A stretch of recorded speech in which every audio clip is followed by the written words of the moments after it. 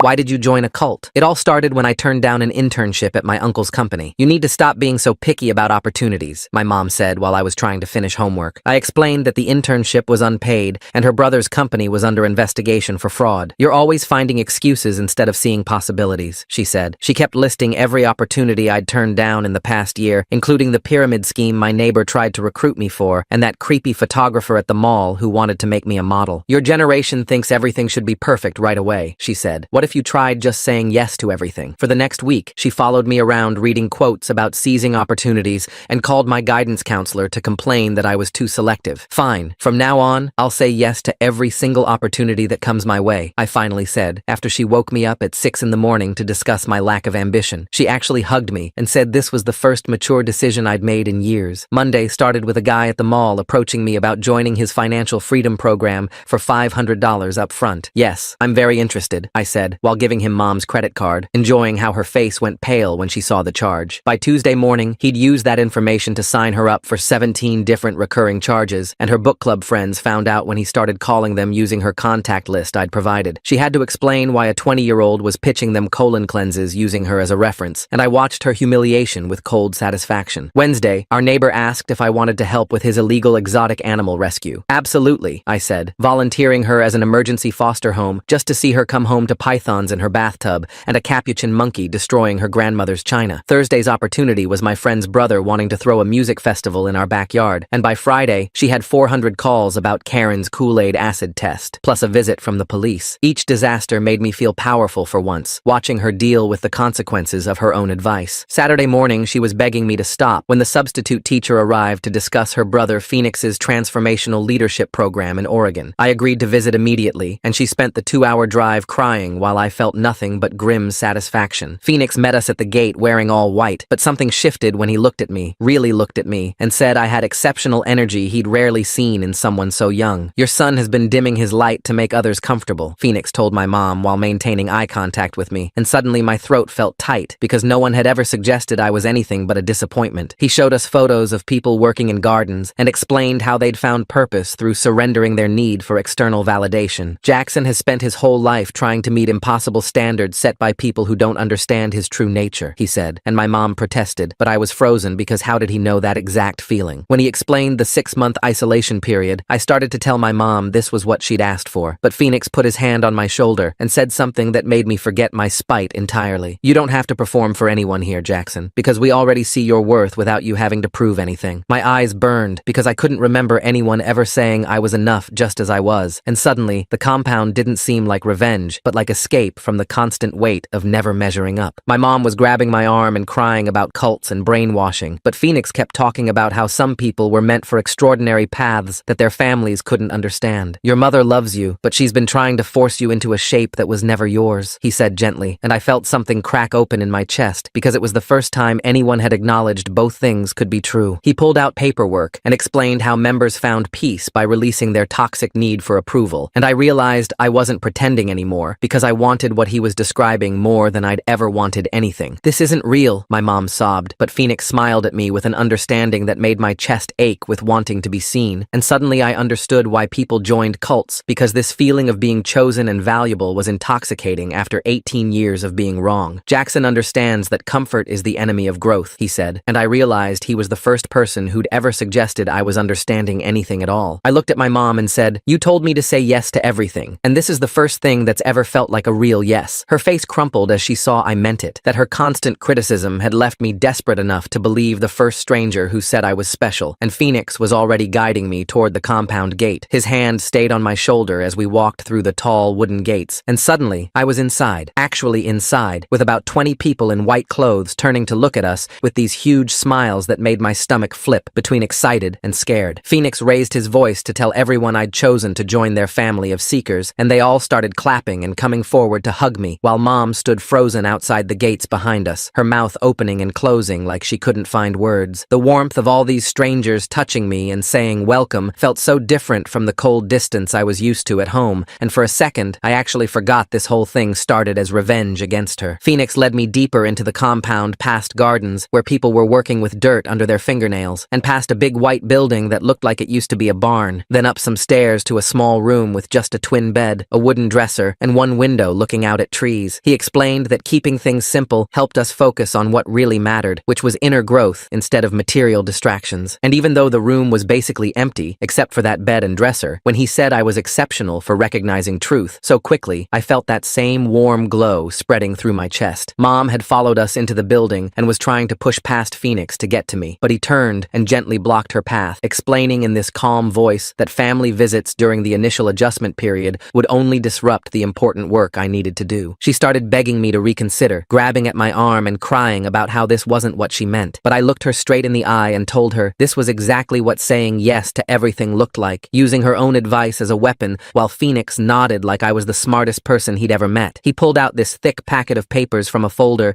and started explaining how the 6-month isolation period was essential for breaking the toxic patterns that had been programmed into us by society and family, and even though the rules looked pretty strict when I glanced at them, stuff about no outside contact and surrendering personal property and mandatory participation in all activities, the way he framed each one as protection from the corrupt outside world made them sound reasonable. I signed my name at the bottom without really reading the whole thing, because questioning him now would feel like betraying these people who were literally applauding my existence. Mom was still in the hallway crying and saying she wouldn't leave without me, so Phoenix suggested in this understanding voice that maybe I should stay overnight to avoid another confrontation that would just upset everyone, explaining that sometimes the most loving thing we could do was create space for people to process their emotions. Going home felt impossible anyway after everything I'd said and done, so I nodded and watched Mom's face crumple even more when she realized I was actually choosing to stay. Phoenix held out his hand and asked for my phone, explaining that constant connectivity to the outside world prevented us from doing the deep inner work necessary for transformation. And even though my stomach clenched at the thought of being without it, I handed it over feeling both anxious and weirdly relieved to disconnect from the 400 messages about the festival disaster. He put the phone in a drawer and locked it with a small key that he slipped into his pocket, then showed me where the shared bathroom was down the hall, and gave me some white clothes to change into that looked exactly like what everyone else was wearing. That night I barely slept on the thin mattress, listening to footsteps in the hallway, and muffled voices from other rooms, wondering what I'd gotten myself into, but also feeling this strange excitement about finally doing something that wasn't planned or approved or criticized by my mom. The next morning, someone knocked on my door at 5:30 and led me to a big room where about 15 people were sitting in a circle on cushions. And when Phoenix introduced me as their newest family member who'd had the courage to leave toxic dynamics behind, everyone started sharing these supportive comments about how brave I was and how they could already see my potential for growth. They went around the circle taking turns affirming my decision, saying things about how most people never had the strength to break free from family programming. And when they all applauded again, I felt my eyes getting wet because I couldn't remember the last time anyone had celebrated me just for existing. Seems like Jackson's little revenge plan is taking on a life of its own here, starting with credit card fraud and ending with him signing mystery papers while crying. After the circle, Phoenix presented me with what he called a values covenant. This document full of vague language about contributing to community sustainability and releasing attachments to the material world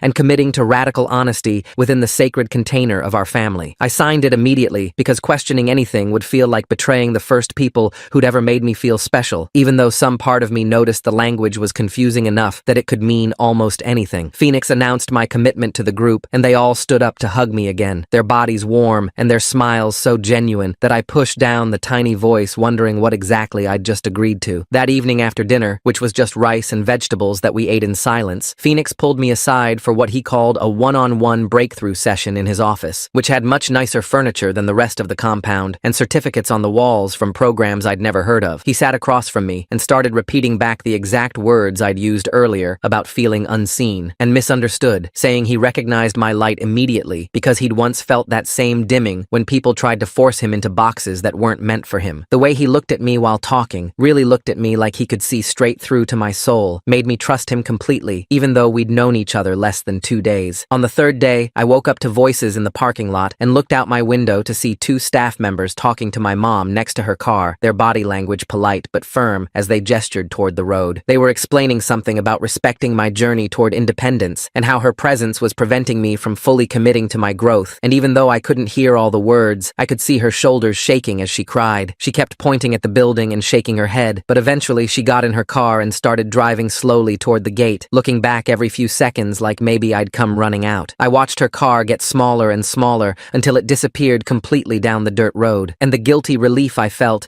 at not having to see her crumpled face anymore, mixed with this sudden panic about being truly alone for the first time in my life. The next morning, someone knocked on my door at 4:30 and handed me work clothes that smelled like dirt and sweat from whoever wore them before. I followed the others to the garden where we pulled weeds in the dark until the sun came up, my back aching after just an hour while everyone else worked silently around me. At noon, we moved to the kitchen where I peeled potatoes until my fingers went numb, then scrubbed pots with water so hot it turned my hands red and raw. Evening meant cleaning bathrooms and hauling trash to the dumpster behind the main building. 14 hours of work that left me too tired to even think about home. The routine continued every day that week with garden duty at dawn, kitchen prep at noon, and maintenance tasks until 9 at night when we finally got to collapse into our beds. My hands blistered from the shovel handle and my legs shook from exhaustion, but everyone kept saying how well I was adjusting to the sacred rhythm of service. Phoenix would walk through sometimes and nod at me with this proud smile that made the pain worth it because finally someone thought I was doing something right. On Saturday, the substitute teacher who'd brought us here showed up during lunch and pulled me aside to say Phoenix rarely accepted new members so quickly. She told me he'd been talking about my exceptional energy all week and how I was already integrating better than people who'd been there months. The praise made me glow even though I could barely stay awake and my whole body hurt from the constant work. That night, while scrubbing dishes alone in the kitchen, I started composing letters to Mom in my head, explaining how her years of criticism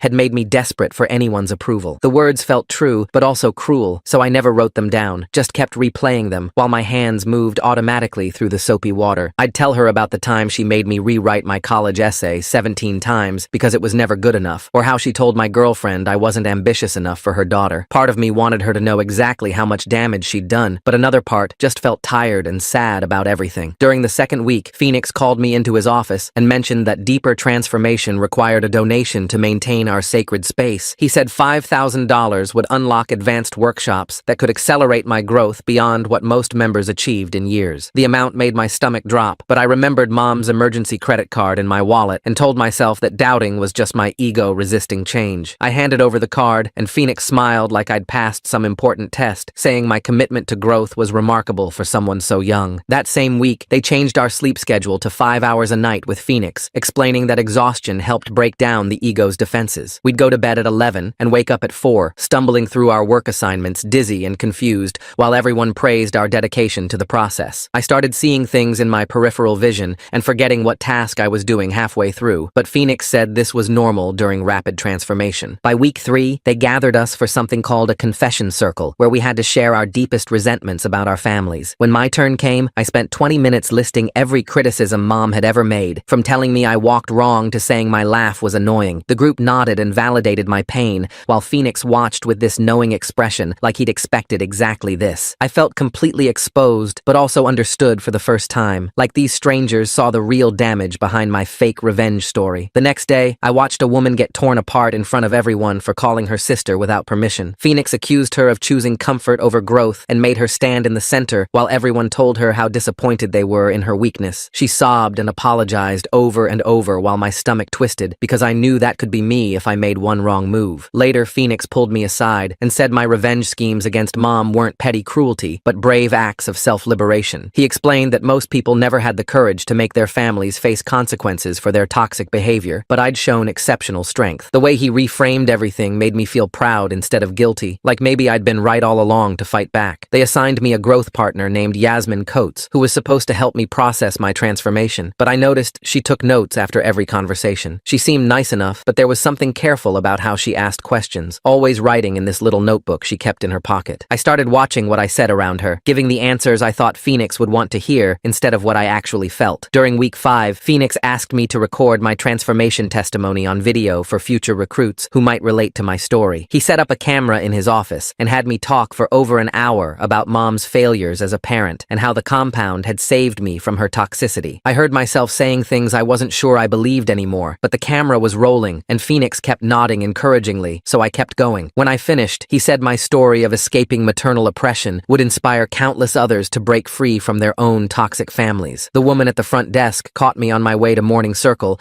and mentioned Mom had been calling non-stop for the past 3 days. She said Phoenix instructed them to screen all outside contact as potentially triggering during this delicate phase of transformation. Part of me wanted to grab the phone and hear what Mom was saying, but Phoenix appeared behind me and explained that curiosity about our toxic past only blocks future growth. He guided me away from the desk while the woman deleted the voicemail notifications without playing them. After After 6 weeks of perfect attendance and participation, Phoenix called me into his office to discuss my exceptional progress. He handed me an extra cup of coffee and said I'd earned a second helping at dinner tonight as reward for my dedication. The coffee tasted incredible after weeks of herbal tea, and the promise of more food made my stomach growl with anticipation. These tiny privileges felt massive after the strict rationing we'd all been following for cellular purification. That evening, I ate my extra portion slowly, while other members watched with obvious envy, and I understood how these small rewards kept us all competing for Phoenix's approval. The monthly community sustenance invoice arrived in my assigned mailbox, showing charges for 12 different workshops I couldn't remember attending. When I brought the paper to Phoenix's office, he smiled and explained that unconscious participation actually goes deeper than conscious attendance. He said my higher self had been absorbing the teachings while my ego mind rested, which is why the fees were even more valuable than regular workshops. I nodded like this made perfect sense and signed the authorization for another $3,000 from Mom's emergency fund. The next morning, I saw a woman I'd worked with in the garden quietly packing her things while Bennett Cloud stood in her doorway watching. She kept her eyes down and moved quickly, shoving clothes into a worn backpack without folding them. Why does Phoenix wait exactly 6 weeks before offering that extra food reward? The timing feels calculated somehow, like he knows precisely when people start breaking down from exhaustion and hunger. Nobody mentioned her at breakfast, and when I asked Yasmin what happened, she just shook her head and changed the subject. Later, Phoenix gathered us for an impromptu meeting about commitment and mentioned that some people choose the comfort of their old patterns over real transformation. He never said her name, but we all understood that leaving meant failing, meant being too weak for the journey we'd started. Phoenix found me after dinner and asked me to walk with him through the meditation garden to discuss something important. He said he'd been observing my exceptional energy and natural leadership abilities that most members take years to develop. My exhaustion from the day's work vanished as he explained that he wanted to invite me to an exclusive inner circle workshop. Only the most promising students ever received this invitation,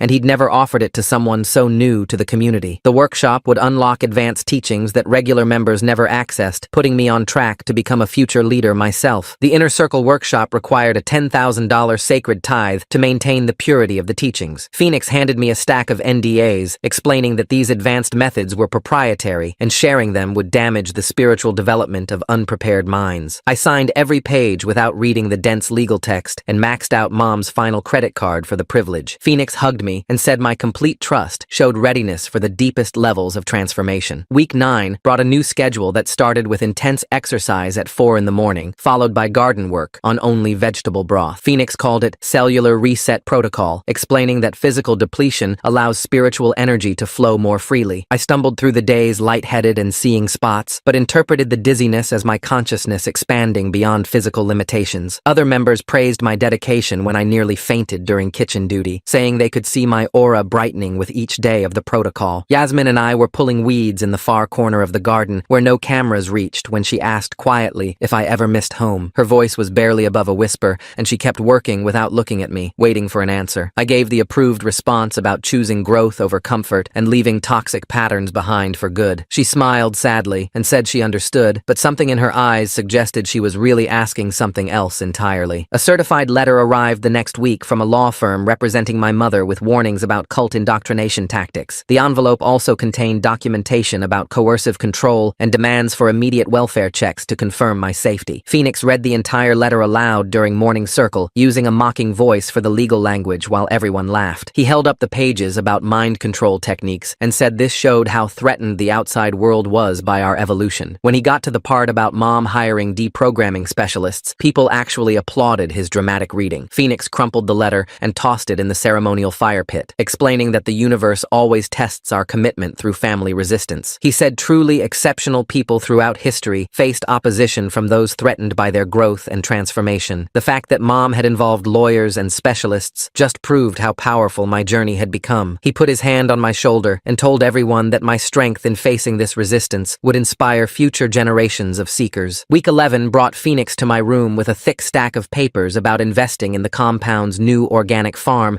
that would supposedly triple everyone's money within 6 months. He sat on my bed explaining how this opportunity was only for the most trusted members while I filled out the credit application, and when he asked for Mom's social security number for the background check, I recited it from memory without hesitation. The next morning, I was carrying breakfast trays to the administrative office when I saw Phoenix's desk covered with receipts and bank statements, and one ledger showed my $10,000 donation listed as vehicle maintenance next to a Mercedes dealership invoice. My stomach twisted disgusted seeing designer clothing receipts labeled as spiritual materials and restaurant charges coded as community nutrition, but I pushed down the anger by reminding myself that leaders needed resources to guide others effectively. During afternoon meditation, Phoenix moved behind me and placed both hands on my shoulders, leaning close enough that I could smell his expensive cologne as he whispered that I was his most promising student in years. The pride and discomfort tangled together in my chest as his fingers pressed into my shoulders, and I couldn't tell if the special attention made me feel chosen or trapped. 3 days later, the substitute teacher who'd first brought me here appeared at dinner, explaining she'd come to check on my progress and warn about outside interference. She pulled me aside after the meal and mentioned Mom had been calling former members and spreading lies about the program, which could be considered harassment with serious legal consequences. Your mother is trying to sabotage your growth, she said, while showing me screenshots of Mom's Facebook posts asking for help, and I felt embarrassed that she was making our private situation so public. The next morning, during our 5 a.m. exercise routine, a woman named Claire suddenly dropped to the ground, clutching her chest and gasping for air. Phoenix barely glanced at her before announcing she was having a dramatic reaction to releasing old trauma, and we all kept doing jumping jacks while 2 members carried her to the meditation room. Nobody mentioned Claire at lunch or dinner, and when I asked Yasmin about her during dish duty, she just shrugged and said, "People process healing differently." That weekend, Phoenix assigned me to orientation duty with a nervous 19-year-old girl whose parents had driven her up from California. I sat with her in the welcome center, repeating Phoenix's exact words about toxic families and finding your true purpose, feeling hollow as she nodded eagerly and signed the same papers I'd signed. "This place saved my life," I heard myself saying, even though the words tasted wrong, and she smiled with the same desperate hope I'd felt 11 weeks ago. Monday morning brought whispers through the compound that Mom had hired some professional named Jolene Corbett, who specialized in getting people out of places like this. Phoenix called an emergency meeting in the main hall, where he paced back and forth explaining how these so-called exit counselors were actually predators who destroyed sacred communities for profit. "They use manipulation tactics to confuse your clarity," he said, while everyone murmured agreement, and I wondered if that was different from what we did here. He showed us articles about deprogrammers kidnapping people and forcing them to renounce their beliefs, making it sound like Jolene was more dangerous than anything we'd experienced at the compound. The loyalty ritual came 2 nights later, with all 40 members gathered in a circle holding candles, while Phoenix stood in the center with a microphone. When my turn came, he asked me to publicly declare my commitment by renouncing my birth family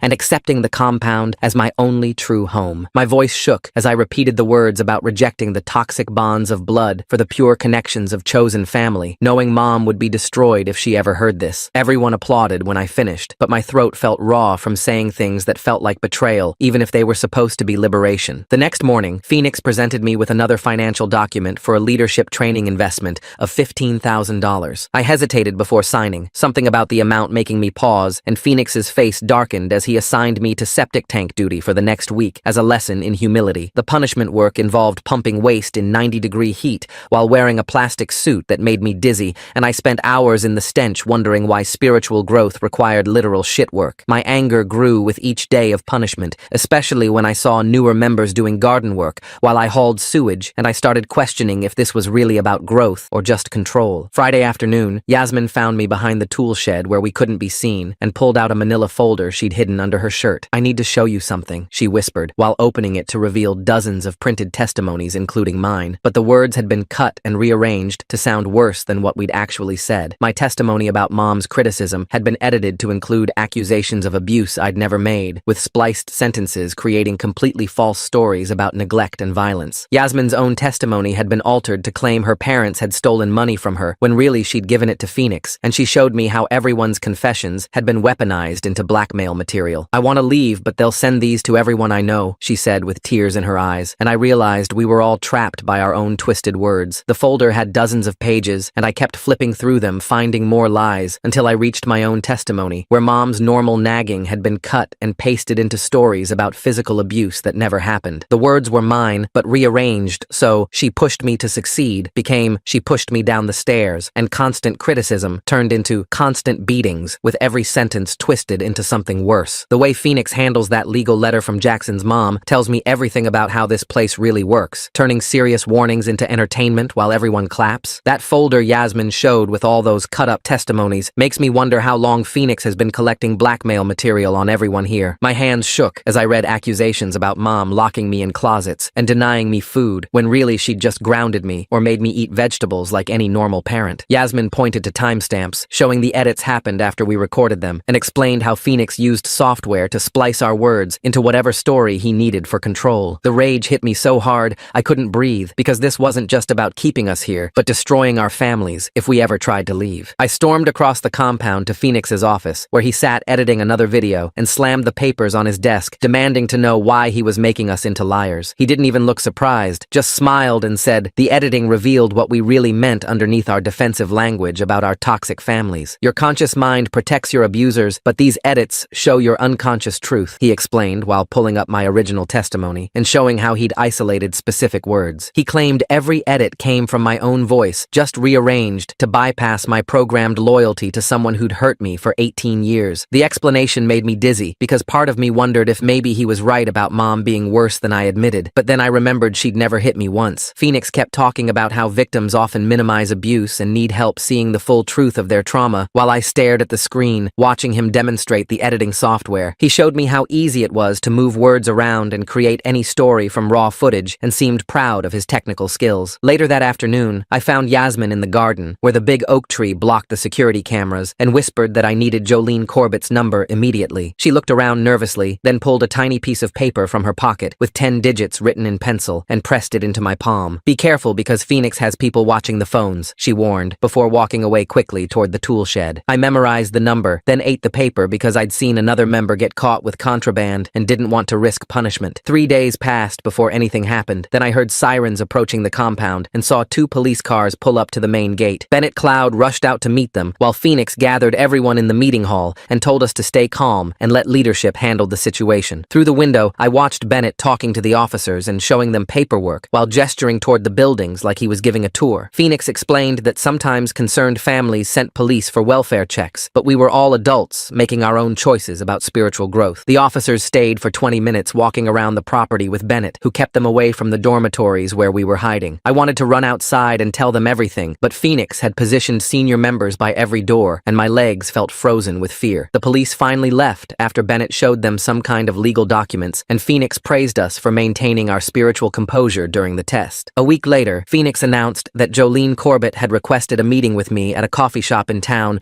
with lawyers present to ensure everyone's safety. He acted like this was great news and said it showed how reasonable and transparent our community was compared to other groups. The meeting would happen in 3 days with Bennett as my support person and specific rules about what topics could be discussed. Phoenix gave me a script to memorize about how happy I was and how my family just didn't understand my spiritual journey. The night before the meeting, Phoenix called me to his office and said there'd been a change of plans because off-site meetings could be traumatic. Instead, he offered me something better, which was a permanent staff position helping run the compound's educational programs for new members. The promotion meant signing a 5-year commitment contract and legally changing my name to show my complete transformation and dedication. He explained this was the highest honor for someone so young and proved I was ready to help others find the same peace I'd discovered here. The contract included cutting all ties with my birth family permanently and transferring any inheritance rights to the compound for distribution to worthy causes. When I hesitated, he reminded me that Jolene was a professional manipulator hired by my mother to destroy everything I'd built here. The next morning, I went to the administration building to sign some routine paperwork, but found a credit report Phoenix had left on his desk with my name on it. 3 credit cards I'd never applied for showed balances of $14,000, $12,000, and $14,000, all maxed out with cash advances. The purchases were all from the last 2 months, including Phoenix's car payment, designer clothes, and restaurant bills at places I'd never been. My whole body went cold, realizing I'd be paying this off for decades, and Phoenix had destroyed my credit before I'd even started adult life. That afternoon, during kitchen duty, Yasmin slipped behind me while I was washing dishes and pressed something into my apron pocket. It was a cheap flip phone with a single number already programmed, and she whispered that 5 other members wanted out but needed someone brave enough to make the first call. She said they'd all contributed money to buy the phone and hidden it for weeks, waiting for the right person to use it. At 2 in the morning, I locked myself in the bathroom stall furthest from any cameras and dialed the number with shaking fingers. Jolene answered immediately like she'd been waiting, and I whispered my location and that Phoenix had been making threats about the edited videos. She explained she could have legal support and extraction ready within hours, but I needed to clearly state that I wanted to leave the compound voluntarily. I said yes, I wanted to leave, and she told me to destroy the phone and act normal until she could coordinate with law enforcement for a safe extraction. The next morning, Phoenix appeared at my door with Bennett and a laptop showing security footage of me in the bathroom stall, clearly making a phone call. He also had the edited clips clips of my testimony playing on repeat, showing all the horrible things about Mom that I'd never actually said. "Your mother's employer would be very interested in knowing what kind of person raised you," he said, while Bennett stood blocking the doorway with his arms crossed. I stared at the laptop screen showing my edited testimony, while Phoenix explained how disappointed he was in my betrayal. He said Jolene was a professional manipulator who'd convinced me to throw away my transformation for Mom's toxic comfort. Bennett shifted his weight in the doorway as Phoenix played another clip where my spliced words made Mom sound like she'd abused me for years. The next morning, Jolene somehow arranged a meeting at a coffee shop downtown, despite Phoenix's objections, and Bennett drove me there in silence while I watched the familiar streets pass by. The coffee shop was crowded with normal people living normal lives, and I spotted Mom at a corner table with Jolene and a woman in a suit who turned out to be a lawyer. Bennett sat at the next table watching everything while I slid into the booth across from Mom, my hands shaking under the table. Jolene explained calmly that Phoenix's threats to release the edited videos constituted extortion under state law, loud enough for Bennett to hear clearly. The lawyer added that using fraudulent credit applications in my name was identity theft with serious federal penalties, and I saw Bennett pull out his phone to text someone. Mom looked different somehow, calmer maybe, and when she spoke, she didn't beg or cry or list all the ways I'd hurt her. She said she loved me and was sorry for years of criticism that made me feel like nothing was ever good enough. She didn't demand I forgive her or come home immediately, just said she'd be there whenever I was ready to talk. Something cracked in my chest, hearing her take responsibility without making it about her pain, and I had to look away. Phoenix called my phone 17 times during that hour, but I didn't answer, and Jolene explained I had the legal right to leave whenever I wanted. When we got back to the compound, Phoenix was waiting with a new offer, saying he'd been testing me, and I'd passed by showing such loyalty. He wanted to make me his successor, train me to run my own program, finally be the leader I was meant to be. The temptation hit hard, because after 18 years of being nobody, the chance to be important felt like everything I'd wanted. But then I remembered Yasmin's face when she showed me those edited videos, and the member who collapsed during exercise, and all the credit cards in my name. I told Phoenix no, I was leaving, and his whole manner changed as he started listing every debt I owed, every contract I'd signed, every video he had. Jolene's lawyer called him directly on speaker and calmly explained the criminal penalties for fraud, extortion, and identity theft if he pursued any of those threats. She mentioned that 5 other members had already contacted her about similar financial crimes, and the state attorney was very interested. Phoenix's face went pale, and he suddenly became very reasonable, saying of course I was free to leave if that's what I truly wanted. The next morning, 2 police officers arrived to supervise my departure, not arresting anyone, but making it clear they were documenting everything. I packed my few belongings while other members watched from doorways and windows, some looking jealous, others disappointed, a few giving small nods of encouragement. Yasmin passed me in the hallway and squeezed my hand quickly, whispering that 3 others were calling Jolene that week. Phoenix keeping that credit report right on his desk where Jackson could see it makes me wonder if he wanted it found. Nobody's that careless with evidence of identity theft, unless they're trying to send a message about their power over someone. Phoenix stood at the gate in his white clothes trying to look spiritual and unbothered, but I saw his jaw clenching as Mom's car pulled up. The drive home was quiet, except for Mom saying we could take things as slow as I needed, and I stared out the window feeling empty and strange. The first week back was hell with panic attacks every morning when I woke up expecting work assignments and sharing circles. Credit card companies called constantly about the $40,000 in debt Phoenix had accumulated, and Mom helped me file fraud reports without mentioning how much it would cost to fight. She found a therapist named Gabriel Cornell who specialized in cult recovery, and I sat in his office that first session,